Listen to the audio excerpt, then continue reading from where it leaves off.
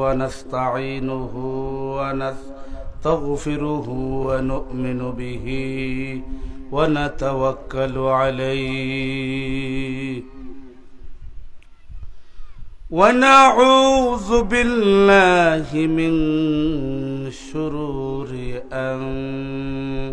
أنفسنا ومن سيئات أعمالنا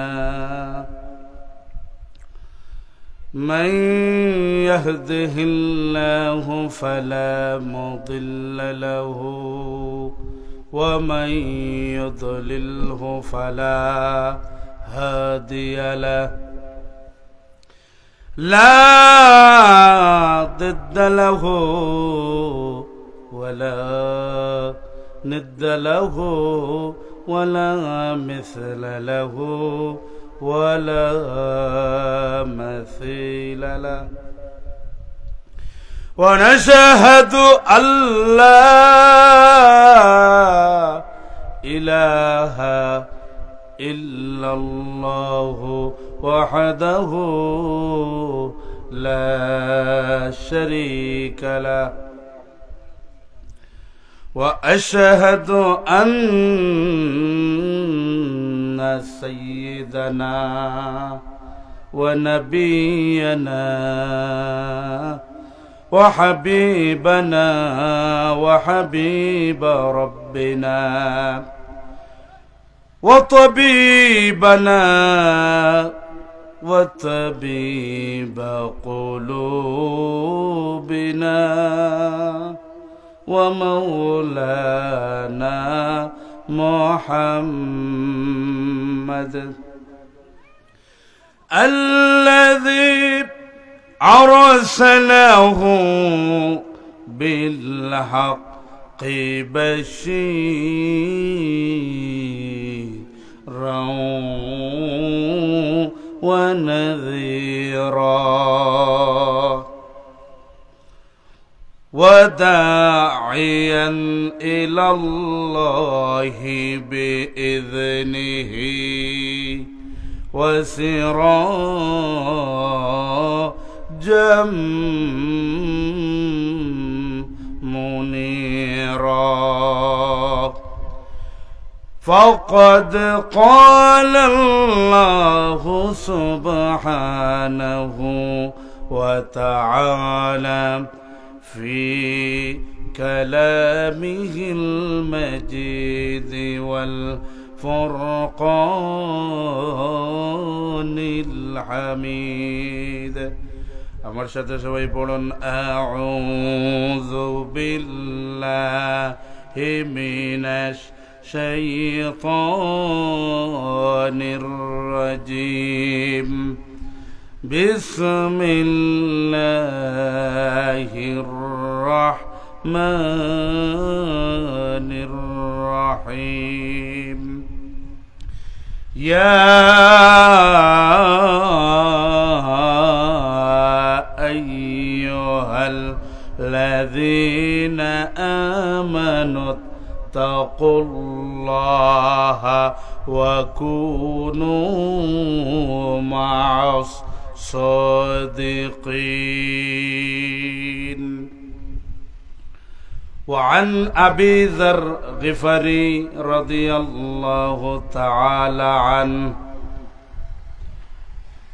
قال قلت يا رسول الله أوصني قال رسول الله صلى الله عليه وسلم أوصيك بتقوى الله فإنه يزين لأمرك كله أو كما قال عليه الصلاة والسلام إن الله وملائكته يصلون على النبي يا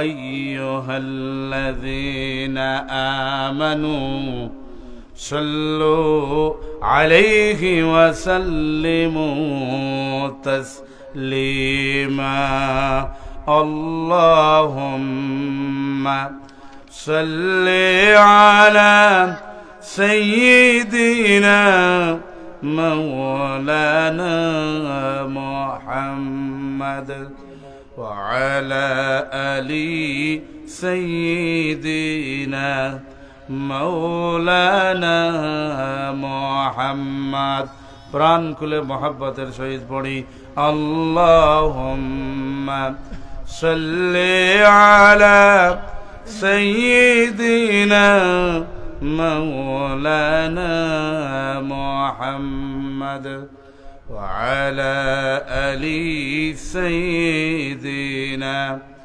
مولانا محمد لا إله إلا الله لا إله إلا الله سبحان الله والحمد لله لا إله إلا الله سبحان الله والحمد لله لا إله إلا الله لا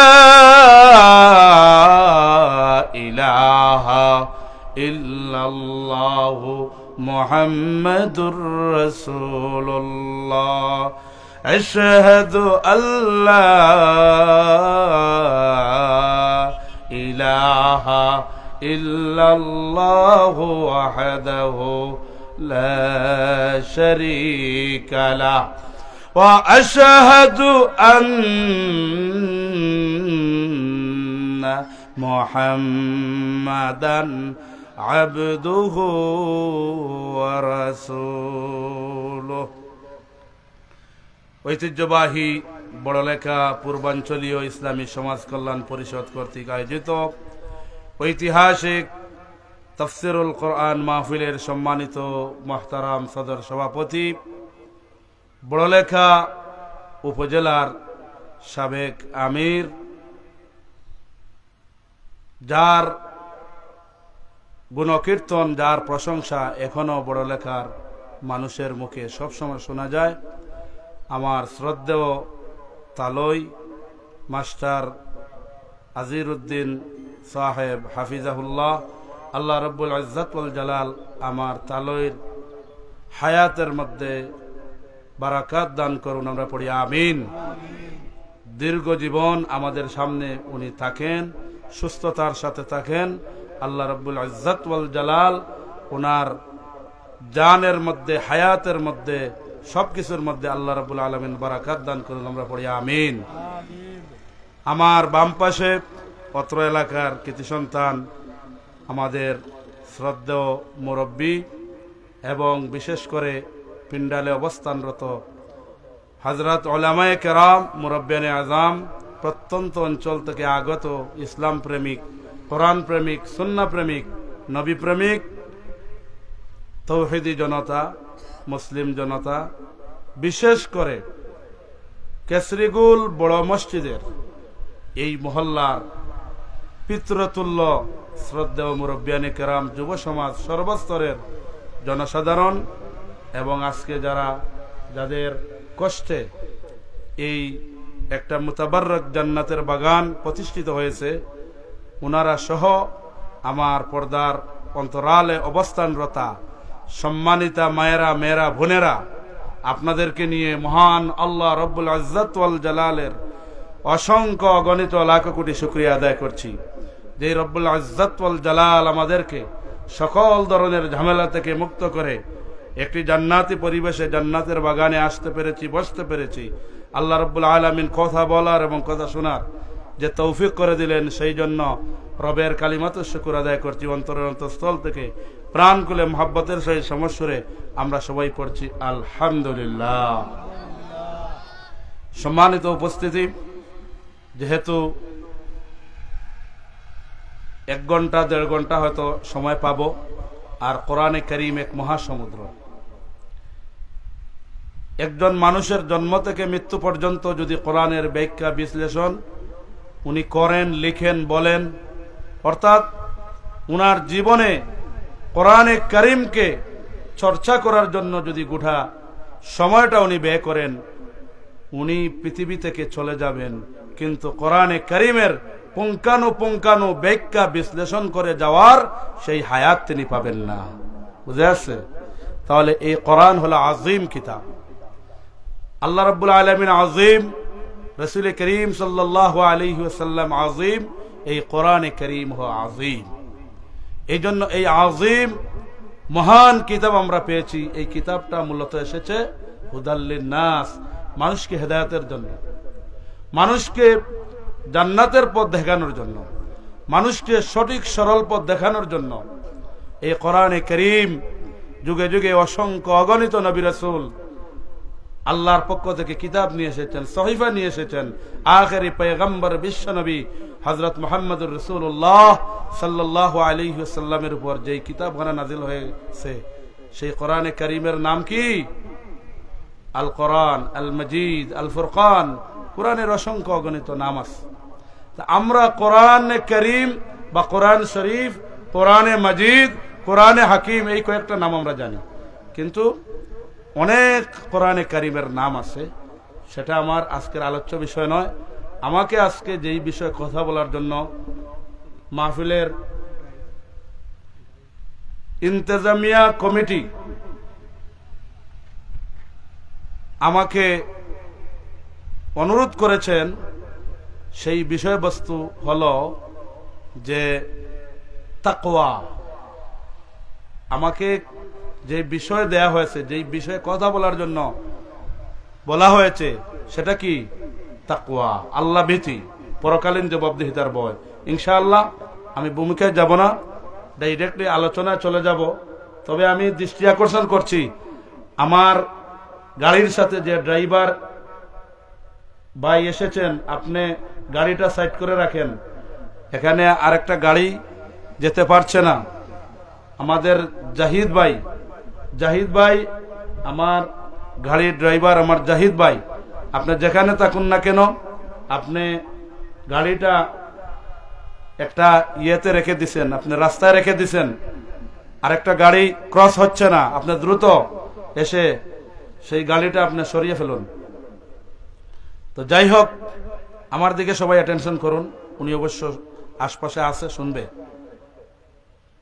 তো আমরা যে আজিম কিতাবের কথা শুনতে এসেছি, মহাগ্রন্থ আল কোরআন, যেটা মানুষের জন্য পথ প্রদর্শক, হেদায়েত, মানুষকে হক পথে, সত্য পথে, দ্বীনের পথে, আল্লাহর পথে, রাসূলের আদর্শিত পথে, এবং আমাদেরকে আমাদের কাঙ্ক্ষিত জান্নাতের পথ দেখায় এবং আমাদেরকে জান্নাতের পথ প্রদর্শন করে। সেই আজিম মহাগ্রন্থ আল কোরআন থেকে কথা হবে, বলুন ইনশাআল্লাহ। আর আপনারা যারা শুনতে এসেছেন, আপনাদের দুইটা গুণ লাগা থাকবে। আপনাদের দুইটা গুণ থাকতে হবে। কয়টা গুণ? আমার মাইকম্যান ভাই কোথায়? একটু সাউন্ড বাড়িয়ে দেন আর মাইকটা ফ্রি করেন। মাইকে শ্বাস টানতেছে। মাইক অবশ্য ভালো, কিন্তু আপনি ওখানে একটু সুন্দর করে দেন। আমরা তো বিভিন্ন সময় প্রতিদিনই তো কথা বলি, মাইকে আলোচনা করলেই আমাদের বুঝে আসে যে মাইকের যে কোনো এক জায়গায় গন্ডগোল আছে, বা আগের বক্তা যিনি কষ্ট হবে উনি কথা যে বলছেন। মাইক ভালো, নিঃসন্দেহে, ওনার বদনাম করতেছি না, হয়তো সিস্টেমে কোনো জায়গায় সমস্যা আছে, আপনি এটা ফ্রি করে দেন।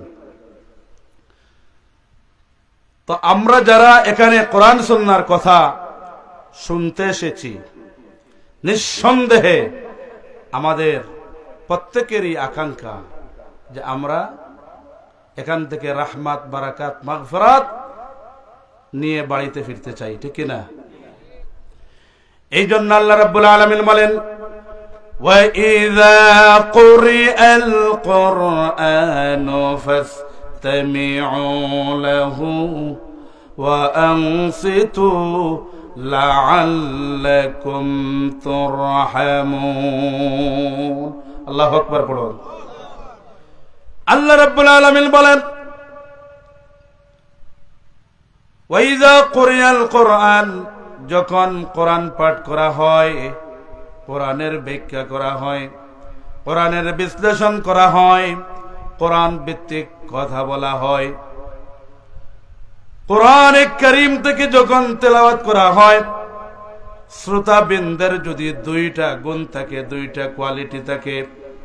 এক নম্বর হলো আল্লাহ রাব্বুল আলামিন বলেছেন মনোযোগ দিয়ে শুনবে, চুপ থাকবে, মনোযোগ দিয়ে দ্বীনের কথাগুলো, কোরআন সুন্নাহর কথাগুলো শুনবে, এক নম্বর কোয়ালিটি। দুই নম্বর আমলের নিয়তে নীরব নিস্তব্ধভাবে মাহফিলের আদব কায়দা লেহাজ তমিজ বজায় রেখে যদি নীরবতা সহ আমলের নিয়তে যদি শ্রোতাবৃন্দ কথাগুলো শুনেন, তাহলে প্রথম নম্বর গুণ কি ভাই? প্রথম নম্বর গুণ হলো দিলের কান দিয়া শুনতে হবে। কোরআনে কারীমের আলোচনা, কোরআনে কারীমের তেলাওয়াত দিলের কান দিয়া শুনতে হবে, মনোযোগ দিয়ে শুনতে হবে, হেয়ার অ্যাটেন্টিভলি, মনোযোগ দিয়ে শুনতে হবে। দুই নম্বর হলো মাহফিলের আদব হলো কিপ সাইলেন্ট, নীরব নিতর নিস্তব্ধভাবে আমলের নিয়তে কথাগুলো শুনতে হবে। এই দুইটা গুণ যদি শ্রোতাবৃন্দের মধ্যে থাকে, তাহলে আল্লাহ রাব্বুল আলামিন বলেছেন আশা করা যায় এই সমস্ত আল্লাহর গোলামেরা, নবীর উম্মতেরা রহমত প্রাপ্ত হয়ে বাড়িতে ফিরতে পারবে। তাহলে আমরা আল্লাহর রহমত পেতে চাই কি চাই না? আল্লাহর করুণা, কৃপা, আল্লাহর পক্ষ থেকে মাগফিরাত পেয়ে গুনাহ মাফ করে আমরা এখান থেকে যেতে চাই কি চাই না? তাহলে মাহফিলের আদব হলো কথাগুলো মনোযোগ দিয়ে শোনা, হৃদয়ঙ্গন করা, আমলের নিয়তে শোনা। এটা দুনিয়ার নিছক কোন রাজনৈতিক বলেন আর সাংস্কৃতিক অঙ্গনের কথা বলেন, এটা নিছক কোন মাহফিল নয়, এটা নিছক কোন সামিয়ানা নয়, এটা নিছক কোন স্টেজ নয়, এটা নিছক কোন মঞ্চ নয়।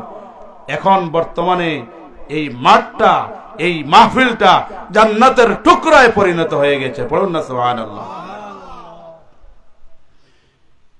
হযরত আলী কাররামাহুল্লাহু ওয়াজহা তিনি বলেন মাজালিসুল ইলমি ফি রাওদাতিম মির রিয়াদিল জান্নাহ। ইসলামের চতুর্থ খলিফা হযরত আলী কাররামাহুল্লাহু ওয়াজহা তিনি বলেন, যেই মজলিসের মধ্যে কোরআন সুন্নাহর কথা বলা হয়, যেই মজলিসের মধ্যে ইলমে দ্বীনের কথা বলা হয়, যেই মজলিসের মধ্যে আল্লাহর মহত্ব, আল্লাহর বড়ত্ব, আল্লাহর শ্রেষ্ঠত্ব, নবীর আদর্শের কথা বলা হয়, এটা হলো ইলমের মজলিস।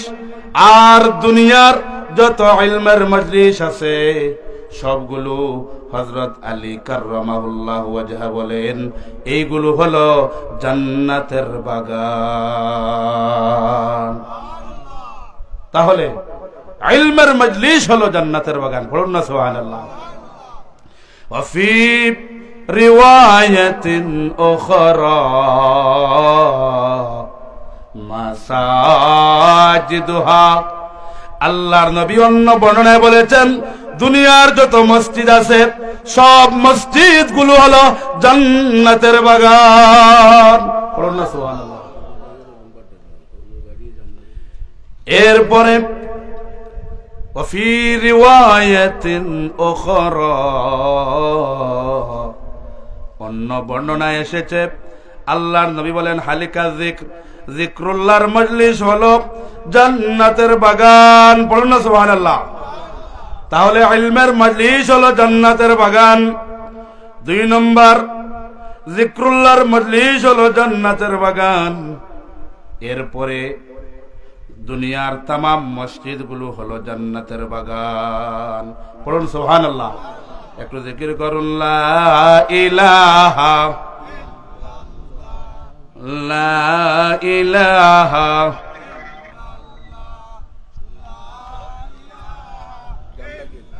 আপনার মাইকো বলা হর আপনি তো গাড়ি রাখছেন জাম লাগাই দিছেন গাড়ি এটা দ্রুত ইয়ে করেন মাইকে বলার পরেও আপনি শুনছেন না আপনি গাড়িটা রাস্তা থেকে সরান সুবহানাল্লাহ ওয়ালহামদুলিল্লাহ লা ইলাহা সুবহানাল্লাহ ওয়ালহামদুলিল্লাহ লা ইলাহা লা ইলাহা ইল্লাল্লাহ মুহাম্মাদুর রাসূলুল্লাহ সাল্লাল্লাহু আলাইহি ওয়াসাল্লাম। তাহলে নিঃসন্দেহে আপনারা এই কথা দিবালুকের নিয়ে সুস্পষ্ট এবং বুঝতে সক্ষম হয়েছেন যে আপনারা বর্তমানে কোথায় বসে আছেন? জান্নাতের বাগানে। এখন জান্নাতের বাগানে কারা বসতে পারে? যাদেরকে আল্লাহ রাব্বুল আলামিন মহব্বত করেন, ভালোবাসেন, যাদেরকে আল্লাহ রাব্বুল আলামিন মাহবুব প্যারা বান্দা হিসাবে যাদেরকে আল্লাহ পরিগণিত করেছেন, তারাই তো এই সমস্ত ভালো কাজে, জনকল্যাণমূলক কাজে, আল্লাহর কাজে, দ্বীনের কাজে, ইসলামের কাজে তাদের জান এবং মাল, তাদের সময়, তাদের গুরুত্বপূর্ণ টাইম এই সমস্ত দ্বীনের বাগানে, জান্নাতের বাগানে উজাড় করে দিতে পারে। ঠিক কিনা ভাই? তাহলে যাদেরকে আল্লাহ মহব্বত করেছেন, ভালোবেসেছেন, তারাই কিন্তু এই মাহফিলের মধ্যে চলে এসেছে। এই জন্য আসুন, আমরা আর ভূমিকা স্বরূপ দীর্ঘ কথা বলবো না। আমাদের কাছে এটাই স্পষ্ট হয়ে গেছে যে আমরা এখানে যারাই এসেছি, যারা পিন্ডালে আছি, নিচে অথবা মঞ্চে, আমাদের সকলের মর্যাদা আছে না নাই? এই জন্য আমাদের মর্যাদা, আমাদের গুরুত্ব আল্লাহর কাছে তখনই পাবে যখন আমরা মাহফিলের আদব কায়দা রক্ষা করে আমলের নিয়তে কথাগুলো শুনবো, নিজের ব্যক্তি জীবন, পারিবারিক জীবন, সামাজিক জীবন, রাষ্ট্রীয় জীবন কোরআন সুন্নাহর আলোকে পরিচালিত করতে পারবো। তখনই আল্লাহ রাব্বুল আলামিন এই যে মাহফিলগুলো শুধু আপনাদের বড়লেখা পূর্বাঞ্চলীয় ইসলামী সমাজ কল্যাণ পরিষদ করছে না, দুনিয়ার আনাচে কানাচে প্রতিদিন মাহফিল হচ্ছে। ঠিক কিনা? এই সবগুলোর মাকসাদ হলো এইগুলোর উসিলায় যাতে আমরা জান্নাত পেয়ে যাই, জান্নাতের মেহমান হয়ে যাই, জান্নাতের মুস্তাহিক হয়ে যাই। এগুলো করার মূল উদ্দেশ্য, তার কেটই হলো এটাই। এই জন্য আসুন আমরা কোরআন সুন্নাহর কথাগুলো মনোযোগ দিয়ে শুনবো, বাস্তব জীবনে আমল করবো। আল্লাহ রাব্বুল ইজ্জত ওয়াল জালাল আমার বক্তব্যের প্রারম্ভ থেকে শেষ পর্যন্ত যত কথা হবে লিল্লাহি রাব্বিল আলামিন, আল্লাহর জন্য। আর আমরা এই কথাগুলো শুনে আমাদের বাস্তব জীবনে আমরা আমল করতে পারি। আল্লাহ তৌফিক দান করুন। আমরা পড়ি আমিন। আমার সাথে সবাই পড়ুন, আউযু বিল্লাহি মিনাশ শাইতানির রাজিম, বিসমিল্লাহির রাহমানির রাহিম। ইয়া আইয়ুহাল্লাযীনা আমানু তাকুল্লাহা ওয়া কুনু মা'আস সাদিকিন। আল্লাহ রাব্বুল আলামিন সূরা তাওবার 119 নং আয়াতে কারিমা ইরশাদ করেছেন, ইয়া আইয়ুহাল্লাযীনা আমানু, হে ঈমানদারগণ, হে বিশ্বাসীগণ, তোমরা যারা আমি আল্লাহ রাব্বুল আলামিনকে বিশ্বাস করো, আমি আল্লাহ রাব্বুল আলামিনের তাওহীদে যারা বিশ্বাস করো, আমি আল্লাহ রাব্বুল আলামিনের প্রতি যারা ঈমান এনেছো, তোমাদেরকে লক্ষ্য করে বলছি। আল্লাহ ঈমানদারদেরকে বলছেন, ইত্তাকুল্লাহ, তোমরা আল্লাহকে ভয় করো, ওয়া কুনু মা'আস সাদিকিন, আর তোমরা সত্যবাদীদের সাথে, আল্লাহওয়ালাদের সাথে, ভালো লোকদের সাথে থাকো। তাহলে এই আয়াতে কারিমার দুইটা মেসেজ। আল্লাহ রাব্বুল আলামিন ঈমানদারদেরকে সম্বোধন করে বললেন, যে প্রথমে বললেন ইত্তাকুল্লাহ, আল্লাহকে ভয় করো, আর দ্বিতীয় বললেন যারা তাকওয়া ভিত্তিক জীবন গঠন করেছে, যারা আল্লাহওয়ালা হয়েছে, মুত্তাকি হয়েছে, পরেজগার হয়েছে, ভালো হয়েছে, ভালো লোক হয়েছে, তাদের সাথে থাকো। বুঝে আসছে?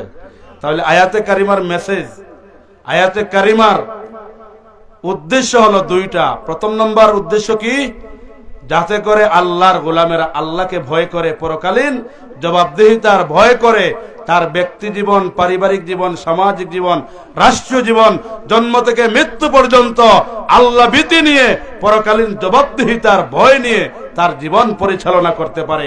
সেই জন্য আল্লাহ রাব্বুল আলামিন আল্লাহ ভীতি, আল্লাহর ভয়, তাকওয়া অবলম্বন করার নির্দেশ এই আয়াতে কারিমার শুরুতে আমাদেরকে দিয়েছেন, ঠিক কিনা?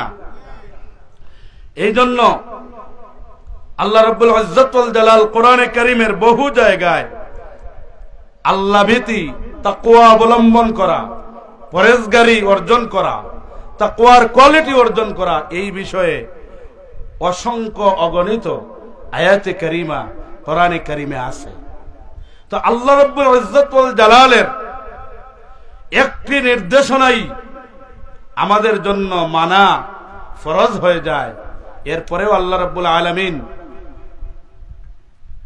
অগণিতবার বারবার বিভিন্ন আয়াতে কেন তাকরার করলেন, কেন পুনরাবৃত্তি করলেন, কেন রিপিট করলেন? এর মানে হলো যেই কাজে আল্লাহ রাব্বুল আলামিনের নির্দেশনা যত বেশি, ওই কাজের গুরুত্ব আল্লাহর কাছে তত বেশি। বলুন না সুবহানাল্লাহ। নামাজের গুরুত্ব আল্লাহর কাছে বেশি, এই জন্য নামাজের কথা আল্লাহ একবার বলেন নাই, 82 জায়গায় ডাইরেক্ট ইনডাইরেক্ট নামাজের কথা বলেছেন। তাহলে যেই কাজটি, যেই কর্মটি, যেই আমলটি, যেই আমলে সালেহটি আল্লাহর কাছে যত বেশি গুরুত্বপূর্ণ, সেই কাজের নির্দেশনা আল্লাহ বারবার দিয়েছেন। পড়ুন সুবহানাল্লাহ। এই জন্য নবীজি কোন গুরুত্বপূর্ণ কথার নির্দেশনা দিতেন তখন 3 বার এই কথাটা বলতেন। কয়বার বলতেন? 3 বার কথা বলতেন। এর পিছনেও হিকমত আছে, 3 বার বলার পিছনে হিকমত আছে। মানুষের অ্যাচিভ ক্ষমতা, মানুষের অর্জন ক্ষমতা, মানুষের জ্ঞান হাসিলের মেধা সবার সমান নয়। এই জন্য মান্তিকের পরিভাষায় জ্ঞান অর্জন করার কোয়ালিটি, জ্ঞান অর্জন করার ক্যাপাসিটি, এটা 3 প্রকার। একটা হলো আলী, একটা হলো মুতাওয়াসসিতা, আর একটা হলো আসফাল। আলী অর্থাৎ সর্বোচ্চ, অর্থাৎ এমন লোক আছেন, এমন শ্রোতা আছেন, এমন ছাত্র আছেন যাদেরকে একবার বললেই কথাটি সাথে সাথে ক্যাচ করে ফেলেন, সাথে সাথে সেই কথাটি মেমোরির মধ্যে সেভ হয়ে যায়, সাথে সাথে এই কথাটি তিনি আয়ত্ত করতে পারেন। উনি হলেন আলী, ফার্স্ট ক্লাস মেমোরি, অর্থাৎ জ্ঞান অ্যাচিভ করার দিক থেকে ফার্স্ট ক্লাস মেমোরি, আরবিতে বলে আলী। আর মুতাওয়াসসিতা, মুতাওয়াসসিতা যাকে একবার বললে, একবার কথা বললে তিনি সেই কথাটা অনুধাবন করতে পারেন না, অ্যাচিভ করতে পারেন না, গ্রহণ করতে পারেন না, তাকে 2 বার বলা লাগে। এটার নাম কি? মুতাওয়াসসিতা।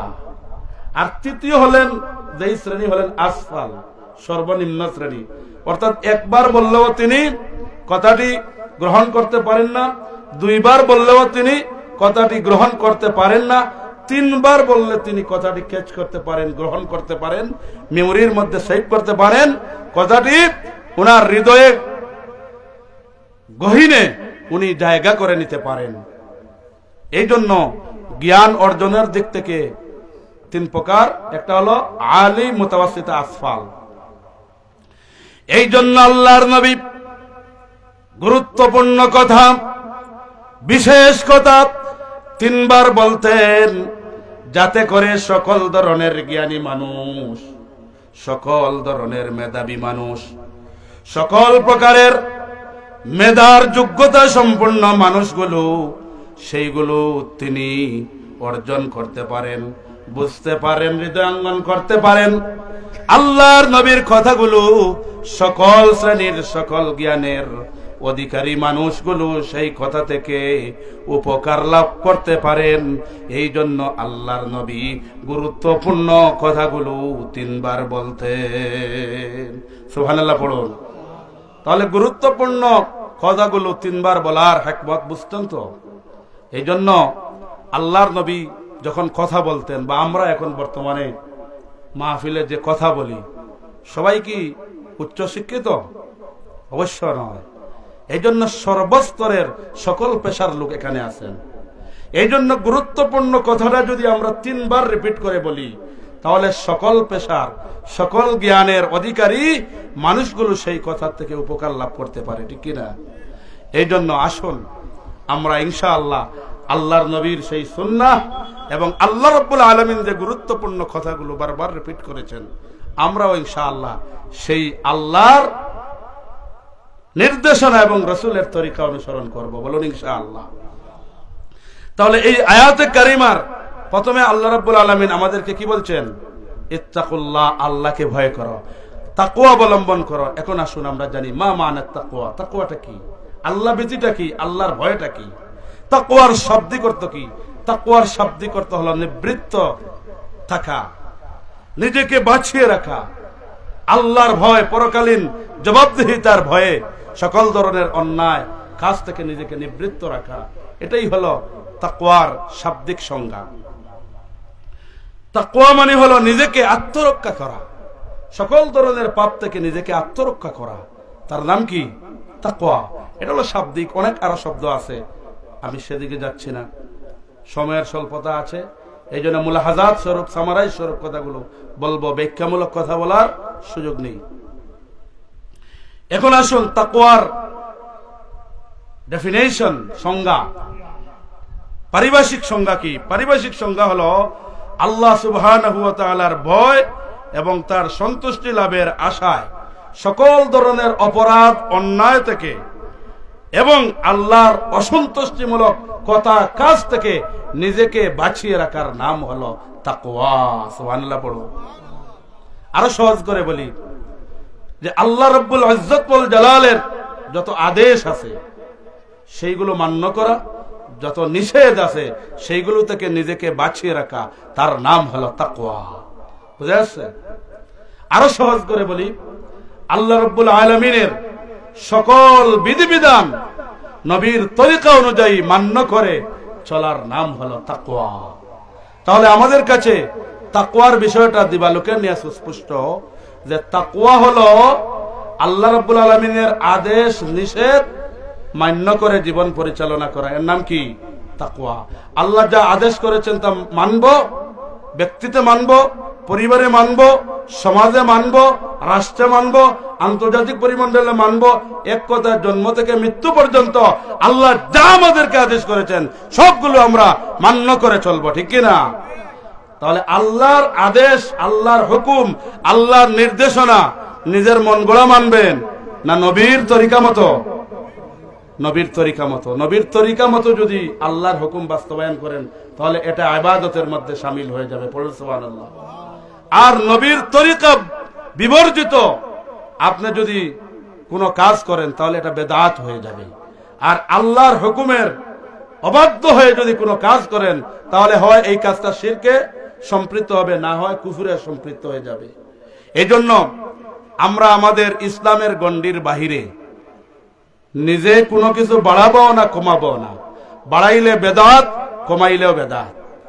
আর কোরআন সুন্নাহর নির্দেশিত পন্থায় যদি কাজ করি তাহলে সেটা হবে ইবাদত। পড়ুন না সুবহানাল্লাহ। তাহলে আমরা ইবাদত করতে চাই না শিরিক, বেদাত, কুফর এটা করতে চাই? ইবাদত করতে চাই। শিরিক করলে আমল সব শেষ, লা ইয়াহবাতান্না আমালুক। শিরিক করলে আমল সব বরবাদ। বেদাত করলে আল্লাহর নবীর সুপারিশ পাওয়া যাবে না, আমল বরবাদ। ফাহুয়া রাদ। বেদাতি কাজ হলো আল্লাহর নবী বলছেন এটা প্রত্যাখ্যাত। তাহলে কুফর, শিরিক, বেদাত এগুলো আমাদের ঈমানকে নষ্ট করে। এই জন্য আমাদেরকে তাওহীদ ভিত্তিক, নবীর তরিকা ভিত্তিক আল্লাহর গোলামি যদি আমরা করতে পারি তাহলে এই ইবাদত বন্দেগীর মাধ্যমে আমরা কোথায় যাব? জান্নাতে যাব। আর আল্লাহ রাব্বুল আলামিন আমাদেরকে সৃষ্টি করেছেন তার গোলামির জন্য, তার ইবাদত বন্দেগী করার জন্য, ঠিক কি না? এই জন্য আল্লাহ রাব্বুল আলামিন বলেছেন, ওয়া মা খালাকুতুল জিন্না ওয়াল ইনসা ইল্লা লিয়াবুদুন। আমি আল্লাহ রাব্বুল আলামিন মানুষ এবং জিনকে শুধুমাত্র কেবলমাত্র আমি আল্লাহ রাব্বুল আলামিনের গোলামি করার জন্য, আমি আল্লাহ রাব্বুল আলামিনের দাসত্ব করার জন্য, আমি আল্লাহ রাব্বুল আলামিনের ইবাদত বندگی করার জন্য ছাড়া অন্য কোনো উদ্দেশ্যে সৃষ্টি করি নাই। সুবহানাল্লাহ। তাহলে মানব সৃষ্টির উদ্দেশ্য কি? আল্লাহর ইবাদত বندگی করা। আল্লাহ এর জন্য আমাদেরকে সৃষ্টি করেছেন। বুঝে আসছে? তাহলে আল্লাহ রাব্বুল আলামিন আমাদেরকে তাকওয়ার গুণ অবলম্বন করার কথা বললেন, তাকওয়ার কোয়ালিটি অর্জন করার কথা বললেন, পরকালীন জবাবদিহিতার ভয় নিয়ে জীবন পরিচালনার কথা কেন বললেন? তার মানে হলো একজন মানুষের ভিতরে যদি আল্লাহ ভীতি থাকে, একজন মানুষ যদি তাকওয়ার গুণ অর্জন করে, একজন মানুষ যদি পরকালীন জবাবদিহিতার ভয় ওই মানুষের হৃদয়ের মধ্যে থাকে, তাহলে ওই মানুষ সমাজের মধ্যে কোনো ধরনের অন্যায় অপরাধ করতে পারে না। ঠিক কিনা ভাই?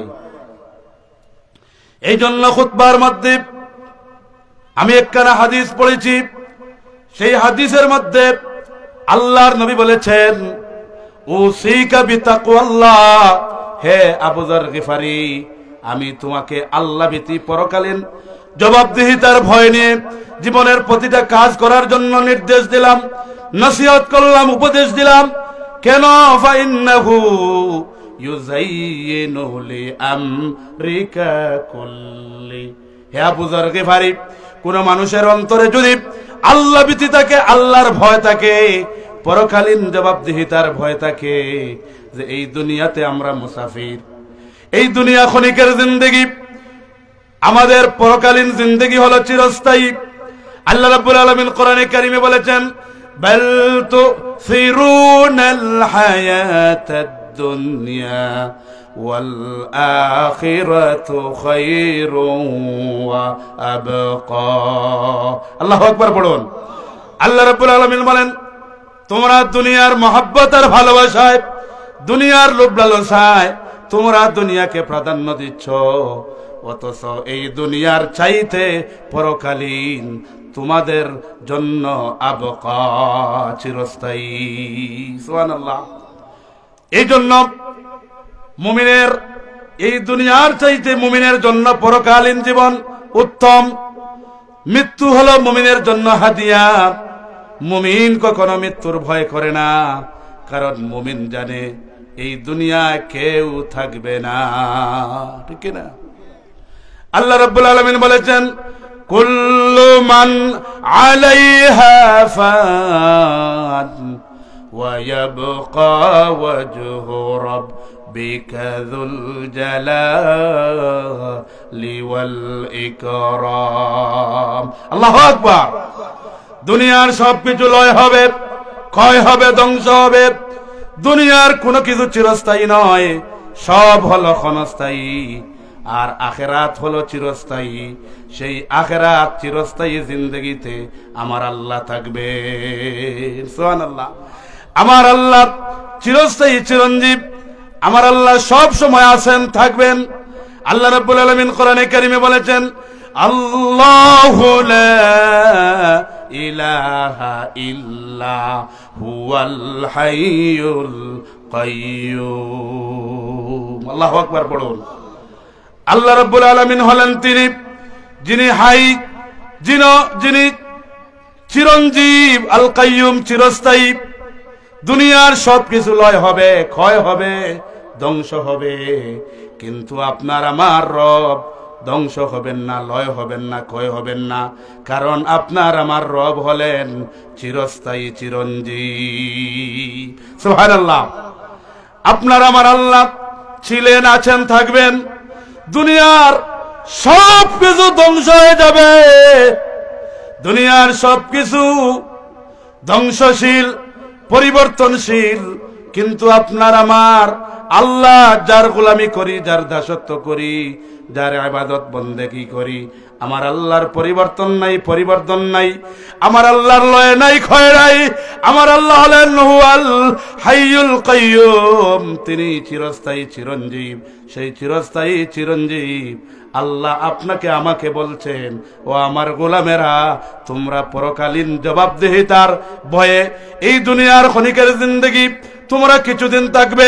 কুল্লু নাফসিন যায়িকাতুল মাউত, ম্যান ইজ মর্টাল, মানুষ মরণশীল। তোমরা এই দুনিয়াতে মরবে, তোমাদের ধ্বংস আছে, লয় আছে, ক্ষয় আছে।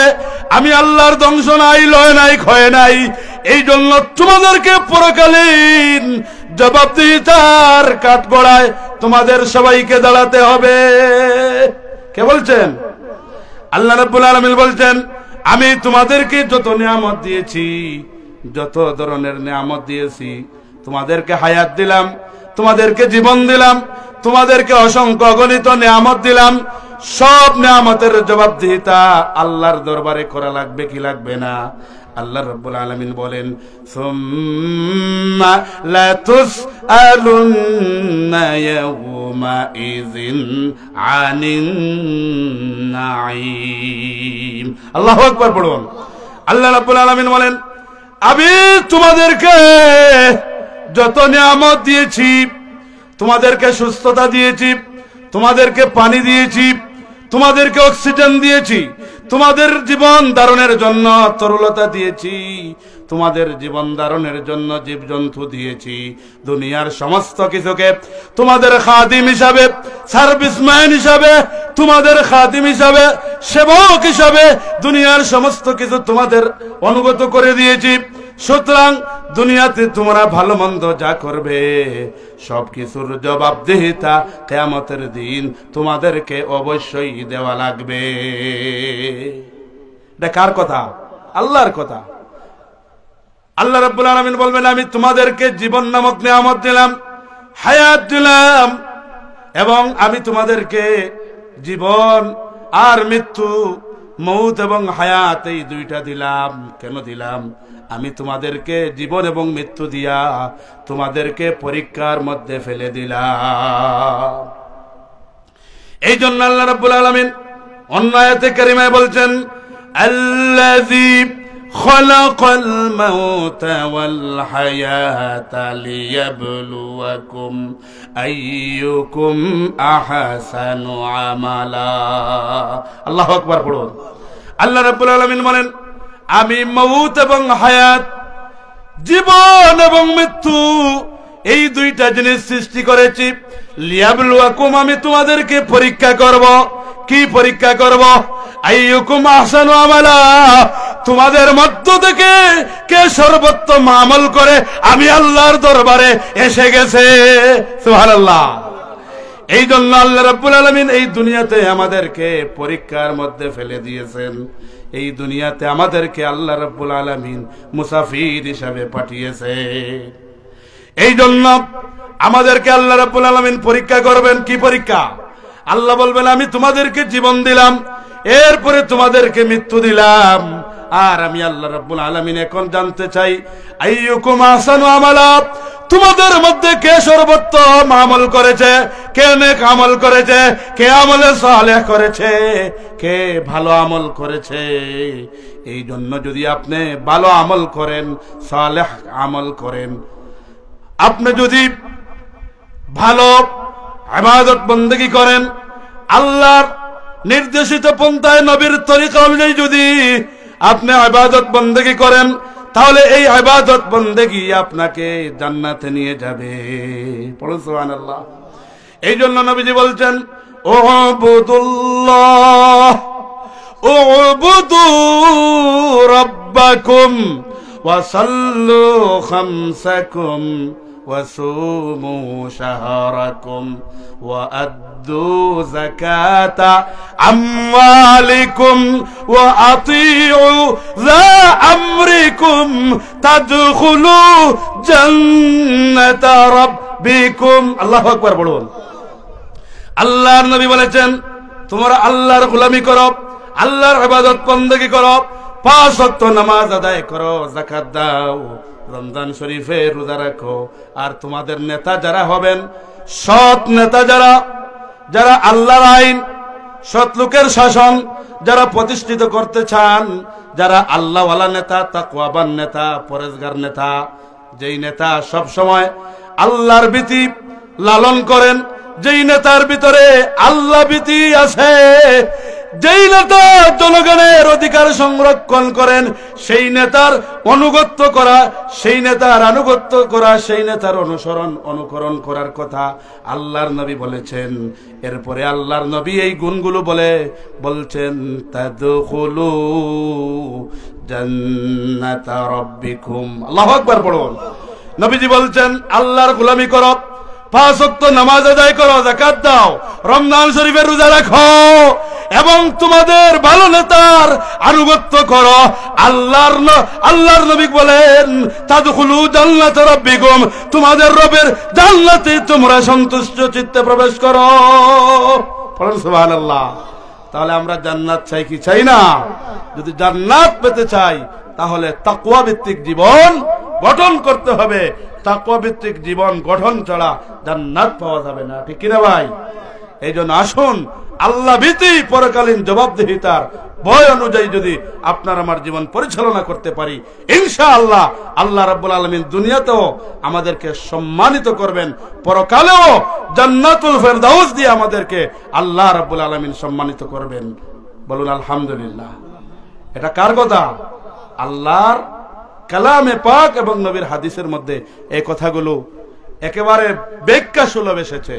যেহেতু আমি ব্যাখ্যামূলক কথা বলার সুযোগ নেই, সময় তো কারোর জন্য অপেক্ষা করে না, সময় তো চলে যাচ্ছে। অলরেডি আমার প্রায়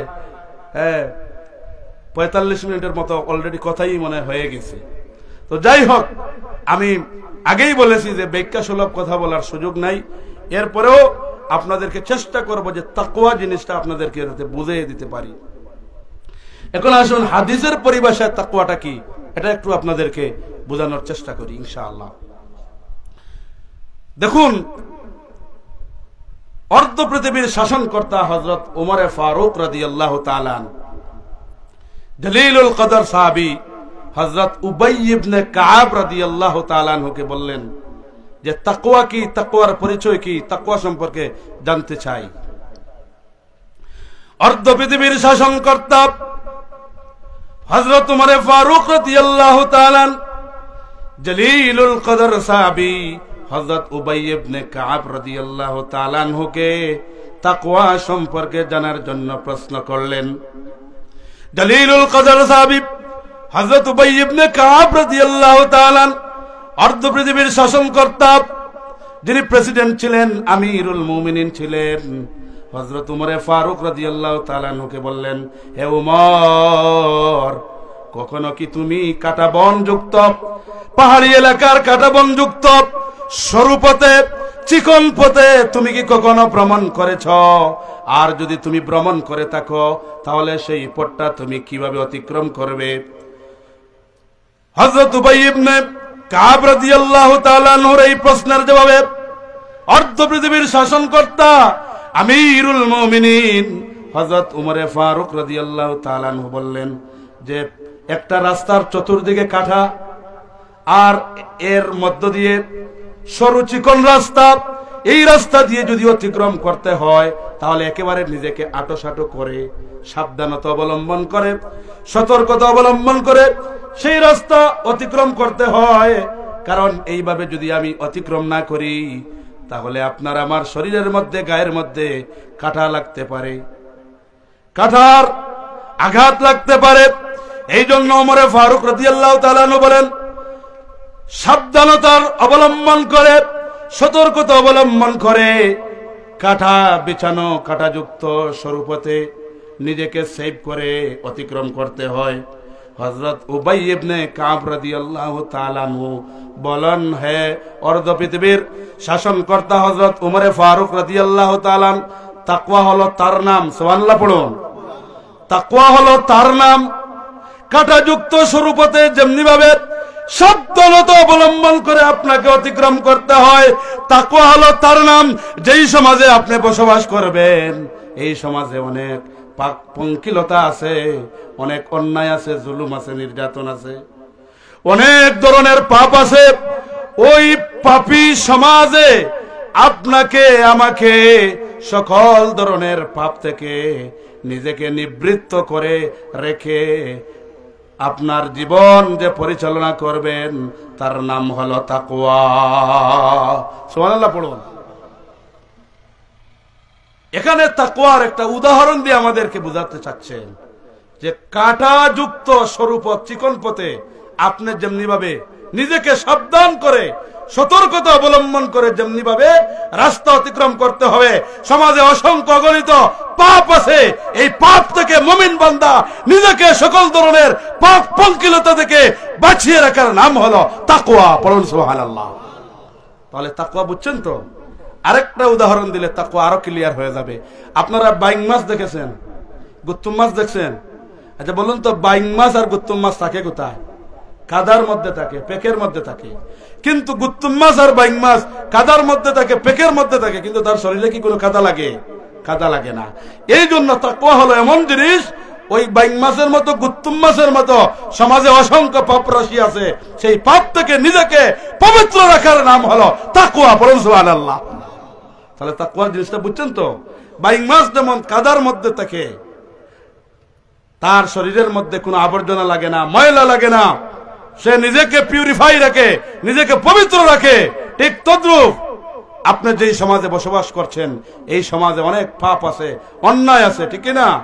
এই পাপাচার যুক্ত সমাজ, অন্যায় যুক্ত সমাজ, পাপে ভরা সমাজ, পাপ পঙ্কিলতায় ভরা সমাজ, অন্যায় অবিচারে ভরা সমাজ, সেই সমাজে আপনি নিজেকে সকল ধরনের পাপ থেকে বাঁচিয়ে রাখার নাম হলো তাকওয়া। পড়ুন সুবহানাল্লাহ। এই তাকওয়ার গুণ, এই তাকওয়ার কোয়ালিটি কখন অর্জিত হয়? যখন মানুষের মধ্যে আল্লাহ ভীতি, আল্লাহর ভয় আর পরকালীন জবাবদিহিতার ভয় যখন সৃষ্টি হবে, তখনই মানুষ তার জীবনের প্রতিটা কাজ অটোমেটিক সুন্দর হয়ে যায়। পড়ুন না সুবহানাল্লাহ। এই তাকওয়ার কথা আল্লাহ রাব্বুল আলামিন কোরআনে কারীমে অনেক জায়গায় ইরশাদ করেছেন। এক জায়গায় আল্লাহ রাব্বুল আলামিন বলেছেন, ইয়া আইয়ুহাল্লাযীনা আমানু তাকুল্লাহা হাক্কা তুকাতিহি ওয়া লা তামুতুন্না ইল্লা ওয়া আনতুম মুসলিমুন। আল্লাহু আকবার পড়ুন। আল্লাহ রাব্বুল আলামিন বলেন, হে ঈমানদারগণ, তোমরা আল্লাহকে যেমন ভাবে ভয় করা উচিত, অর্থাৎ যতভাবে পারফেক্টলি আল্লাহকে ভয় করো, আর যতক্ষণ পর্যন্ত মুসলমান না হবে ততক্ষণ পর্যন্ত মরিও না। মুসলমান না হইয়া মরিও না, এই কথার মিনিং কি? এই কথার মর্মার্থ কি? অর্থাৎ আল্লাহ রাব্বুল আলামিন আমাদের কাছে বলছেন, পাক্কা ইমানদার মুত্তাকি আল্লাহওয়ালা পরেজগার হয়ে এরপরে যদি আপনি মারা যান, দিদারে এলাই হয়, তাহলে আল্লাহ রাব্বুল আলামিন আপনাকে জান্নাত দিবেন। পড়ুন সুবহানাল্লাহ। আল্লাহ বলছেন আল্লাহকে ভয় করো, কারণ যেই ব্যক্তির সিনার মধ্যে, যেই ব্যক্তির দিলের মধ্যে, যেই ব্যক্তির অন্তঃকরণের মধ্যে আল্লাহর ভয় ঢুকে গেছে, যেই ব্যক্তি পরকালীন জবাবদিহিতার ভয়, এই কোয়ালিটি, তাকওয়ার কোয়ালিটি যেই ব্যক্তি অর্জন করেছে, এই ব্যক্তি অবশ্যই মুমিন না হয়ে, মুসলমান না হয়ে মরবে না, ঠিক না? এই জন্য আয়াতে কারিমার শুরুতে আল্লাহ বললেন তাকওয়ার গুণ অর্জন করো, আল্লাহকে যথাযথভাবে ভয় করো। কারণ কোন মুমিন বান্দা, কোন আল্লাহর গোলাম, নবীর উম্মত যদি আল্লাহকে যথাযথভাবে ভয় করে, তাহলে ওই বান্দা অবশ্যই মুমিন হয়ে, অবশ্যই মুসলমান হয়ে মারা যাবে, ঠিক না? কিন্তু আল্লাহ ভীতি যদি না থাকে, আল্লাহর ভয়, পরকালীন জবাবদিহিতার ভয় যদি মুমিনের অন্তরে না থাকে, তাহলে এই মুমিন কখনো প্রকৃত মুমিন হয়ে আল্লাহর কাছে যেতে পারবে না। বুঝে আসছে? প্রকৃত মুসলমান হয়ে আল্লাহর কাছে যেতে পারবে না। এই জন্য আল্লাহ বলতেন মুসলমান না হইয়া মরিও না। এর মানে কি? অর্থাৎ আমরা প্রকৃত মুসলমান হয়ে যাতে আমরা মৃত্যুবরণ করি, এই জন্য আল্লাহ আগে থেকেই আমাদেরকে সাবধান করলেন, সতর্ক করলেন। বুঝে আসছে? এই জন্য আল্লাহ রাব্বুল আলামিন আরো অগণিত আয়াতে কারিমায় আল্লাহ ভীতি, পরকালীন জবাবদিহিতার ভয় অন্তরের মধ্যে সৃষ্টি করার জন্য বললেন। এই জন্য দলিলুল কদর সাহাবী হযরত আবু যর গিফারী রাদিয়াল্লাহু তাআলা একবার আল্লাহর নবীকে বললেন, قال قلت يا رسول الله أوصني আবু যর গিফারী রাদিয়াল্লাহু তাআলা আনহু বলেন, ওগো আল্লাহর নবী, আমাকে একটা উত্তম নসিহত করুন, একটা উপদেশ দিন। আল্লাহর নবী বলেন, উসিকা বিতাকওয়াল্লাহ, হে আবু যর গিফারী, তুমি আল্লাহ ভীতি, আল্লাহকে ভয় করে পরকালীন জবাবদিহিতার ভয় নিয়ে তোমার জীবন পরিচালনা করবে। ফাইন্নাহু ইউযায়িনু লিআমরিকা কুল্লি, তুমি যদি আল্লাহর ভয় নিয়ে, পরকালীন জবাবদিহিতার ভয় নিয়ে, এই দুনিয়া ক্ষণিকের জিন্দেগি, আমাদের প্রত্যেককে মরতে হবে, আমাদের প্রত্যেককে পরকালীন জিন্দেগিতে আমাদের কৃতকর্মের জবাবদিহি করতে হবে, এই ভয়টা যদি আপনার আমার অন্তরের মধ্যে সৃষ্টি হয়ে যায়, আল্লাহর নবী বলেন, ফাইন্নাহু ইউযায়িনু লিআমরিকা কুল্লি, যেই মানুষ তাকওয়ার গুণ অর্জন করবে, যেই মানুষ আল্লাহওয়ালা হয়ে যাবে, যেই মানুষ মুত্তাকি পরেজগার হবে, এই মানুষের জিন্দেগির तमाम কাজগুলো সুন্দর হয়ে যাবে। সুবহানাল্লাহ পড়ুন। এই জন্য একজন প্রেসিডেন্ট যদি আল্লাহওয়ালা হয়ে যান, তাহলে তার জনগণ তার কাছ থেকে সকল ধরনের সুযোগ সুবিধা পাবে, ঠিক কিনা? এই জন্য একজন প্রেসিডেন্ট যদি আল্লাহওয়ালা হন, একজন প্রেসিডেন্টের ভিতরে যদি আল্লাহ ভীতি থাকে, পরকালীন জবাবদিহিতার ভয় থাকে, তাহলে এই প্রেসিডেন্ট কখনো কি দুর্নীতি করতে পারবেন? চুরি করতে পারবেন? ডাকাতি করতে পারবেন? সন্ত্রাসী করতে পারবেন? পরের টাকা আত্মসাৎ করতে পারবেন? দেশের টাকা বিদেশে প্রচার করতে পারবেন? দেশের জনগণের ট্যাক্সের গামের টাকা দিয়া বাহিরের দেশে কানাডায় বেগম পাড়া বানাতে পারবেন? বলেন পারবেন? কেন কেন পারবেন না? কারণ তার ভিতরে কার ভয়? আল্লাহর ভয়।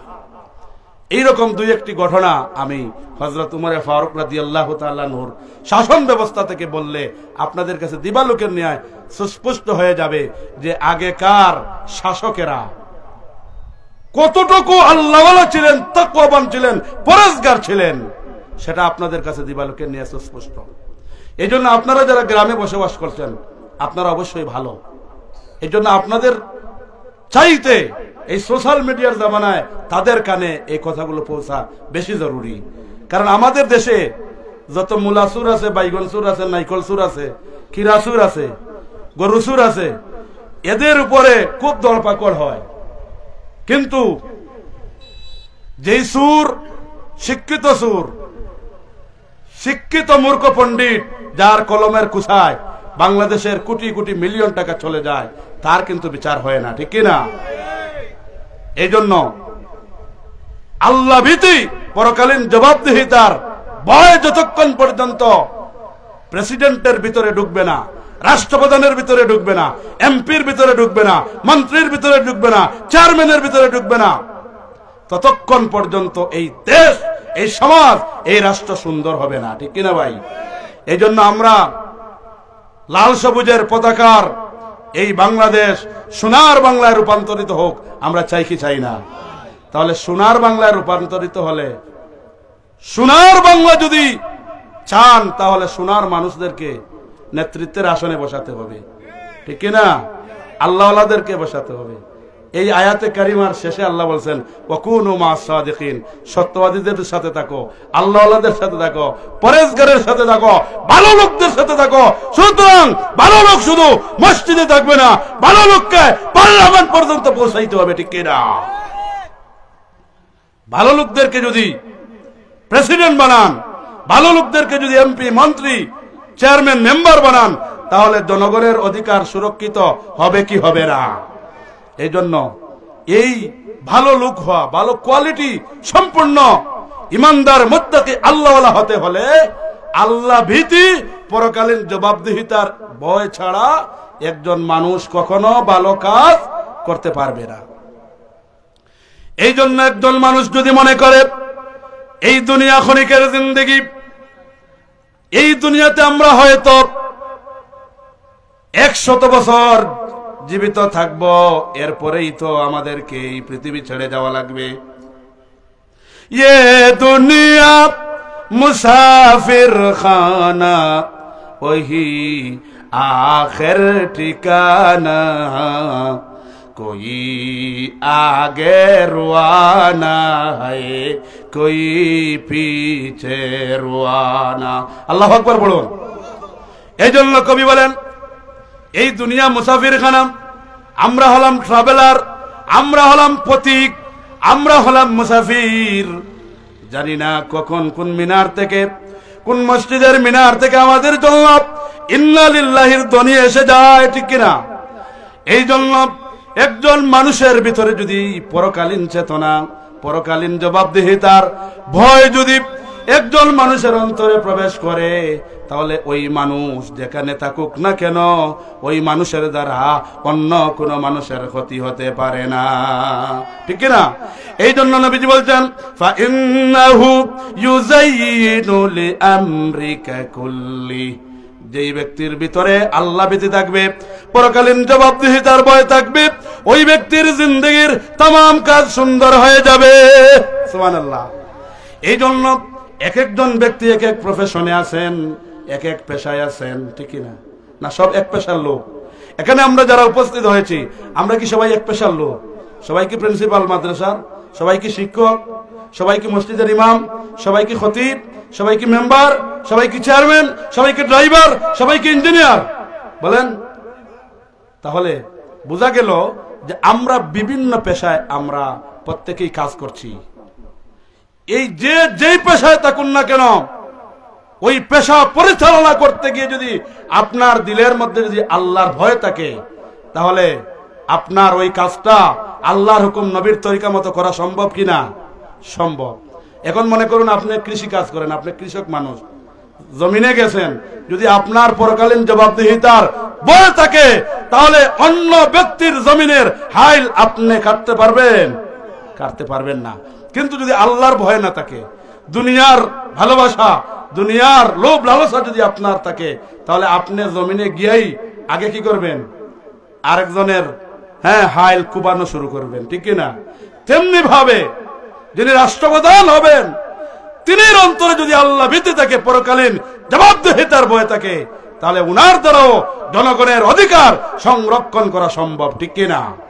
আর আল্লাহর ভয় ভীতি যদি না থাকে, তাহলে উনি কি করবেন? মানুষ মারবেন, আয়না করে পাঠাবেন, আলেম ওলামাদেরকে অন্যায়ভাবে জেল পূর্ণ করবেন, আর জনগণের অধিকার খর্ব করবেন। এটা শুধুমাত্র আমি বিগত সরকারকে ইন্ডিকেট করে বলছি না, সকল সরকারের প্রতি, সকল দলের প্রতি আমার মেসেজ, যখনই আপনি জালেমের ভূমিকা পালন করবেন, তখনই আপনার পতন হবে, ঠিক কিনা? কারণ ইতিহাস সাক্ষী, ইতিহাস সাক্ষী, ফেরাউনের পতন হয়েছে যখন জনগণের অধিকার যথার্থ পালন করে নাই, জুলুম নির্যাতন যখন বেড়ে গিয়েছিল, তখন ফেরাউনের পতন এমন ভাবে হয়েছে, সমুদ্রের মধ্যে চুবিয়ে আল্লাহ রাব্বুল আলামিন অপমানিত করে দেশ থেকে বিদায় করেছিলেন, ঠিক কিনা ভাই? এরপরে নমরুদের কথা জানেন না? জুতা পিঠা খাইয়া, পাবলিকের জুতা পিঠা খাইয়া দুনিয়া থেকে বিদায় হয়েছেন।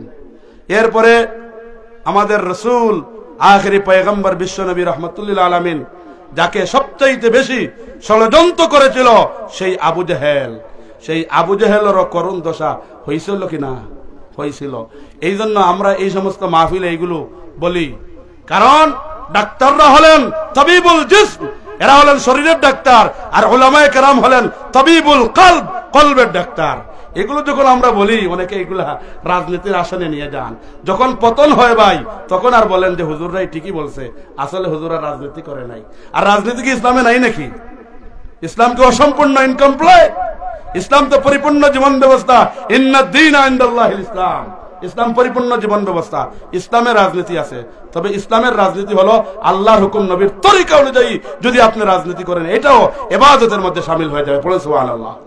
তাহলে আপনার আমার রাজনীতি, অর্থনীতি, পারিবারিক নীতি, সমাজনীতি সব যদি আল্লাহর হুকুম নবীর তরিকায় হয়, সবগুলো হবে ইবাদত।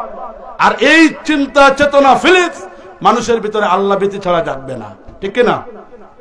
আমি একটা ঘটনা আপনাদেরকে বলি। অর্ধ পৃথিবীর শাসনকর্তা হযরত উমরে ফারুক রাদিয়াল্লাহু তাআলা এইরকম বাংলাদেশের চাইতে 150টা বড় ভূখণ্ডের president, the second caliph of Muslim উম্মাহ, মুসলমানদের আমিরুল মুমিনিন হযরত উমর ফারুক রাদিয়াল্লাহু তাআলা একদিন তিনি বাড়ি থেকে বের হলেন। বাড়ি থেকে বের হয়ে রাস্তার মধ্যে এক বুড়ি মহিলার সাথে দেখা, এবং তিনি যে জনগণের অধিকার যথার্থভাবে পালন করছেন কিনা নিজেকে যাচাই করার জন্য, নিজের পপুলারিটি, জনপ্রিয়তা এবং নিজে যে যথাযথ কাজ করছেন কিনা, তিনি ওই বুড়িকে বলছেন যে এই জনপদের আমিরুল মুমিনিন, যিনি রাষ্ট্রপ্রধান, যিনি প্রেসিডেন্ট, উনি কি ভালো লোক না খারাপ লোক? বুড়ি বলছে নিশ্চয়ই উনি ভালো লোক নয়। তাহলে পজিটিভ বললো না নেগেটিভ বললো? নেগেটিভ বললো। বুড়ি কিন্তু অর্ধ পৃথিবীর শাসনকর্তা হযরত উমর ফারুক রাদিয়াল্লাহু তাআলা আনহুর পরিচয় জানে না। বুড়ি নির্দ্বিধায় নির্বিঘ্নে সাহসিকতার সাথে বলে ফেলল, এই জনপদের আমিরুল মুমিনিন, যিনি মুসলমানদের খলিফা, অবশ্যই তিনি ভালো লোক নয়। হঠাৎ করে প্রতিমধ্যে হযরত আলী কাররামাহুল্লাহু ওয়াজহা এবং আব্দুল্লাহ ইবনে মাসউদ রাদিয়াল্লাহু তাআলা রাস্তার দিকে চলে যাচ্ছেন আর বলতেন, আসসালামু আলাইকুম ইয়া আমিরুল মুমিনিন। এই কথা বুড়ি শোনার পর বুড়ি থরথর করে কাঁপতেছে আর বলতেছে, হে আমিরুল মুমিনিন, আমাকে মাফ করে দেন, আপনি যে অর্ধ পৃথিবীর শাসনকর্তা আমার জানা ছিল না। আপনি যে এই জনপদের প্রেসিডেন্ট, আপনি যে এই জনপদের নেতা, এটা আমার জানা ছিল না। আপনার বিরুদ্ধে কথা বলেছি। এবার অর্ধ পৃথিবীর শাসনকর্তা আমিরুল মুমিনিন বলেন, বুড়িমারে ভয় পেও না, তুমি বলো আমার উপরে কেন রাগান্বিত, আমার উপরে কেন তুমি এত রাগান্বিত হলে, আমার ব্যাপারে কেন তোমার এই খারাপ কমেন্ট? তিনি বললেন, আমি আজ কয়েকদিন থেকে অনাহারি, আমার খাবারের দরকার আছে, কিন্তু আমার খাবারের দরকার আছে, আমি অনেক দিন থেকে বিপদের মধ্যে আছি, কিন্তু আমার খোঁজ খবর এই জনপদের প্রেসিডেন্ট, এই জনপদের আমিরুল মুমিনিন আমার খোঁজ খবর নেয় না। এবার আমিরুল মুমিনিন হযরত উমর ফারুক রাদিয়াল্লাহু তাআলা বুড়িমাকে বললেন, হে বুড়িমা, তোমার যে প্রয়োজন আছে, তোমার যে প্রয়োজন আছে, তুমি যদি এটা আমিরুল মুমিনিনকে, অর্ধ পৃথিবীর শাসনকর্তা তোমার প্রেসিডেন্টকে যদি তুমি না বলো, তাহলে তোমার যে প্রয়োজন আছে উনি কিভাবে বুঝবে? এবার মহিলা জবাব দেন, হে আমিরুল মুমিনিন, আমাদের বুটের ম্যান্ডেট নিয়ে, আমাদের ক্ষমতা, বুটের অধিকার নিয়ে আপনি প্রেসিডেন্ট হয়েছেন, সুতরাং আমাদের যা প্রয়োজন হবে আমরা কেন বলবো? আমরা যাকে ভোট দিয়া প্রেসিডেন্ট বানাইছি উনি তো আমাদের জনগণের খবর নেবে। এবার হযরত আমিরুল মুমিনিনের দিল খুলে গেল, আল্লাহর ভয় আমিরুল মুমিনিনের অন্তরের মধ্যে জোশ মারল আর বললেন, হে মহিলা, তুমি যথার্থ বলেছ। হযরত আমিরুল মুমিনিন হযরত উমর ফারুক রাদিয়াল্লাহু তাআলা ওই মহিলাকে 50টা স্বর্ণ মুদ্রা দিলেন আর বললেন, হে মহিলা, তুমি বলো তোমার প্রয়োজন পূর্ণ হয়েছে কিনা? মহিলা বলল, অবশ্যই আমার প্রয়োজন পূর্ণ হয়েছে। এবার আমিরুল মুমিনিন বললেন, তুমি কি অর্ধ পৃথিবীর শাসনকর্তা আমিরুল মুমিনিন হযরত উমর, তোমার এই জনপদের নেতা, এই জনপদের রাষ্ট্রপ্রধান, এই জনপদের প্রাইম মিনিস্টার, তুমি কি তাকে ক্ষমা করেছো, দিয়েছো নাকি? এবার মহিলা বলে, অবশ্যই ক্ষমা করে দিয়েছি, কিন্তু আমিরুল মুমিনিনের অন্তরের মধ্যে আল্লাহর ভয়, আমিরুল মুমিনিনের অন্তরের মধ্যে পরকালীন জবাবদিহিতার ভয় জোশ মেরেছে। এবার আমিরুল মুমিনিন বলেন, হে মহিলা, আমি মানব না, তুমি একটা কাগজের মধ্যে লিখে দাও যে আমি আমিরুল মুমিনিন কে মাফ করে দিয়েছি। আমিরুল মুমিনিনের ব্যাপারে, এই রাষ্ট্রপ্রধানের ব্যাপারে, এই জনপদের আমিরুল মুমিনিন হযরত উমর রাদিয়াল্লাহু তাআলা আনহুর ব্যাপারে আমার কোনো অভিযোগ নাই। এই কথাটা মহিলা একটা গাছের মধ্যে লিখে দিল আর এখানে হযরত আলী কাররামাহুল্লাহু ওয়াজহা সই করলেন সাক্ষী হিসাবে। এই ঘটনা থেকে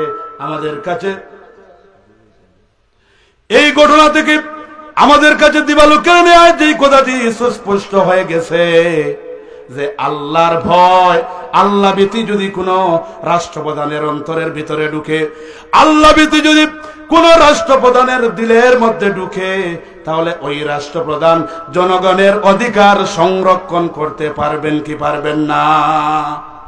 তাহলে হযরত উমর ফারুক রাদিয়াল্লাহু তাআলা এইরকম 150টি বাংলাদেশের মতো একটা বিশাল ভূখণ্ডের শাসনকর্তা ছিলেন, প্রেসিডেন্ট ছিলেন, কিন্তু আল্লাহ ভীতির কারণে একজন মহিলা, তার জনগণ, সেই মহিলা যে উমরের ব্যাপারে যে কমেন্ট করেছে, তিনি রাগান্বিত হন নাই, বরঞ্চ তিনি এই মহিলার প্রয়োজন পূর্ণ করলেন, মহিলাকে আল্লাহর পরকালীন জবাবদিহিতার ভয় থেকে বাঁচার জন্য তিনি আকুতি করলেন। এবং মহিলা যখন বলল মাফ করে দিয়েছে, তখন হযরত উমরে ফারুক রাদিয়াল্লাহু তাআলা মনের মধ্যে ইতমিনান পেলেন যে এবার আমি আল্লাহর দরবার থেকে ফানা পেয়েছি। তাহলে এই চেতনা, এই অনুভূতি যদি কোন রাষ্ট্রপ্রধানের ভিতরে যদি থাকে, তাহলে এই রাষ্ট্রপ্রধান দ্বারা জনগণের অধিকার খর্ব হবে? কোন মন্ত্রী মিনিস্ট্রির তাকে হবে? কোন চেয়ারম্যানের তাকে হবে? ভাই আগেই বলেছি যে নিচের লোকরা এমনি ভালো। এই জন্য আমাদের আলোচনা উপরে পৌঁছাতে হবে। উপর যদি ভালো হয়ে যায়, নিচ অটোমেটিক ভালো হয়ে যায়।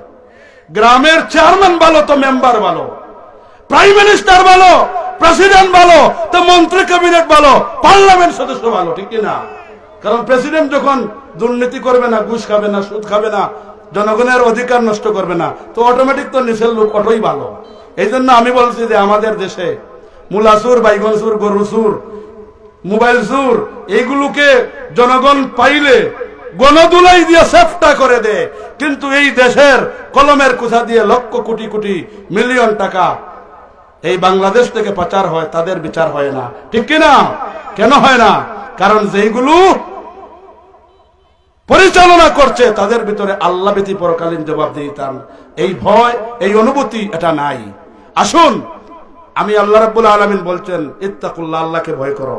তাহলে আল্লাহকে ভয়, আমাদের যার যেখানে পেশা আছে আমরা আল্লাহকে ভয় করে চলবো তো ইনশাআল্লাহ। এরপরে শেষে বলছেন ওয়াকুনু মা'আস সাদিকিন, সত্যবাদীদের সাথে থাকো। এখন সত্যবাদী উনি পীর সাহেব হতে পারেন, সত্যবাদী আলেম হতে পারেন, সত্যবাদী মেম্বার হতে পারেন, সত্যবাদী চেয়ারম্যান হতে পারেন, সত্যবাদী প্রাইম মিনিস্টার হতে পারেন, সত্যবাদী যে কেউ হতে পারেন। যেই ভালো লোক, যেই সৎ লোক, যে ভালো কাজ করে, আল্লাহকে ভয় করে, তার জীবন পরিচালনা করে, এই সমস্ত আল্লাহওয়ালাদের সঙ্গী হওয়ার জন্য নির্দেশ কে দিয়েছেন? আল্লাহ দিয়েছেন। এই জন্য আমরা আল্লাহওয়ালাদেরকে, ভালো লোকদেরকে, সৎ লোকদেরকে, আল্লাহর আইন এবং সৎ লোকের শাসন যারা প্রতিষ্ঠিত করতে চায়, এই ধরনের আল্লাহ ভীতি, পরকালীন জবাবদিহিতার ভয় যারা লালন পালন করেন, এদেরকে যদি আমাদের দেশের নেতা বানাই, লাভ হবে না লস হবে? লাভ হবে না লস হবে? জনগণের অধিকার আদায় হবে না খর্ব হবে? আদায় হবে। এই জন্য আমি কোন দলকে ইন্ডিকেট করে বলছি না, আমি বলছি যে ভালো লোক তাকে মেম্বার বানাইবেন, নামাজি আল্লাহ ফরেজগার, চেয়ারম্যান বানাইবেন, প্রাইম মিনিস্টার বানাইবেন, ইনশাআল্লাহ দেশ এবং জাতি সুরক্ষিত থাকবে। আল্লাহ রাব্বুল আলামিন আমাদের প্রত্যেককে আল্লাহ ভীতি, পরকালীন জবাবদিহিতার ভয়ের এই চেতনা নিয়ে ব্যক্তি জীবন, পারিবারিক জীবন, সামাজিক জীবন, রাষ্ট্রীয় জীবন, সব জীবন পরিচালনা করার তৌফিক দান করুন। আমিন। ওয়া আখিরু দাওয়ানা আনিল হামদুলিল্লাহি রাব্বিল আলামিন। হুজুর দোয়া করবা, আল্লাহ আমরার যে সমস্ত ভাই হওয়ার মেহনত মশক্কতে এই এলাকার মুরব্বিয়ানে কেরাম, যুব সমাজ, সর্বস্তরের মুসলমানদের কষ্টে এই আল্লাহর দ্বীনের বাগান হয়েছে। আল্লাহ রাব্বুল আলামিন কিয়ামতের দিন, কঠিন মুসিবতের দিন, এই জান্নাতি বাগানটা আমাদের সকলের নাজাতের উসিলা বানিয়ে দিন। আমরা পড়ি আমিন। ওয়া আখিরু দাওয়ানা আলহামদুলিল্লাহি রাব্বিল আলামিন। ওয়াসসালামু আলাইকুম ওয়া রাহমাতুল্লাহি ওয়া বারাকাতুহু। লিল্লাহি তাকবীর। আল্লাহু আকবার।